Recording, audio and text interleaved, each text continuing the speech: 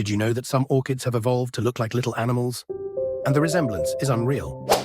Take the monkey face orchid, for example. Those petals aren't just for show. They're designed to look like a tiny grinning monkey, complete with eyes and a nose. Then there's the bee orchid. This flower doesn't just look like a bee, it mimics the shape and even the fuzzy texture to attract real bees for pollination.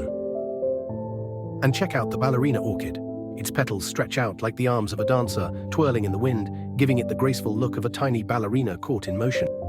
These orchids don't just look like animals, they use these illusions to survive. By mimicking insects or animals, they can attract pollinators or even scare off predators.